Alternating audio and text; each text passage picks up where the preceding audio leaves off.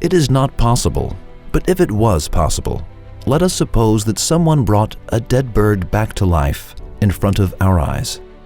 We would be so shocked and would deny what our eyes saw. We would not be able to forget this incident until we died. Nevertheless, the truth of the bestowal of life is a reality that is just as fascinating and perplexing. However, this incident, which would perplex us and cause us to disclaim what we saw, and would be something that we could never forget, is actually nothing but a dead bird being brought back to life in front of our eyes. Which one is more astonishing? Resurrecting a dead bird or having living birds come out of dead eggs? Is bringing a dead bird back to life more perplexing, or creating life forms that come into existence through water droplets? Is resurrecting a dead bird back to life more strange, or the creation of trees and plants from dead seeds and dead germs? Why do we not accredit this perplexity and amazement to God? God arranges resurrections that are far more amazing, in front of our eyes all the time.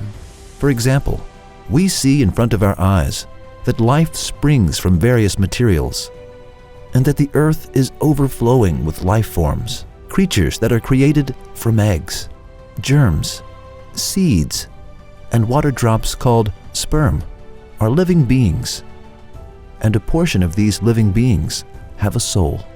It is unthinkable that non-living beings could provide life for another. In that case, the life that appears in front of our eyes could only have resulted from God, who is Hayy, ever-living, and Qayyum, self-subsisting sustainer of all, creating them. It means that one of the greatest proofs of God's existence is His right to give life.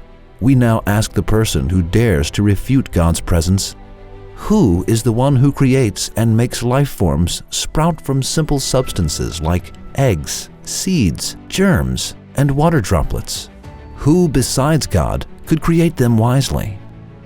Have we ever thought of what was necessary to continue this life, which is beautiful and pleasant in every way? Undoubtedly, thousands of factors must come together. If there is too much or too little of something, it could result in the paralysis of life.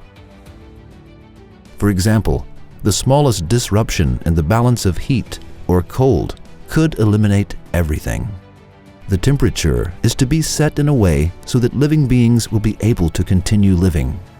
When the temperature rises to 60 degrees Celsius, then the life forms will face the risk of death. The arranging of the atmosphere in a way that is suitable to life is another important condition. The possibility of finding the gases in their current states together in one place is too small for calculating in numbers. The gases have specific escape velocities, just like a bird in a cage. The balance will be disrupted if there is a decrease or increase in these velocities.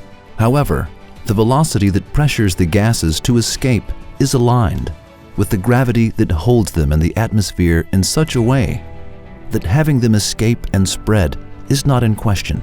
Water is also essential for life. The sources of water are the oceans and seas.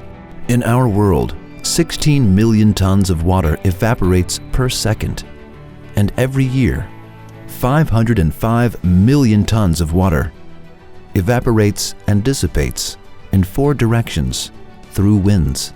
The water is taken to places that are in need of water, and then it evaporates again and rises to the sky so that life can continue.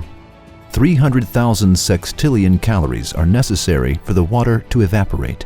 If we substituted coal in this example, then Turkey would be in need of a 4.1016 amount of coal, and the Turkish economy would require hundreds of trillions of dollars. If we were to put all of life's conditions to one side, and if all factors possessed efficiency and volition, then would their powers be enough to adjust the temperature, the atmosphere, and the water supply?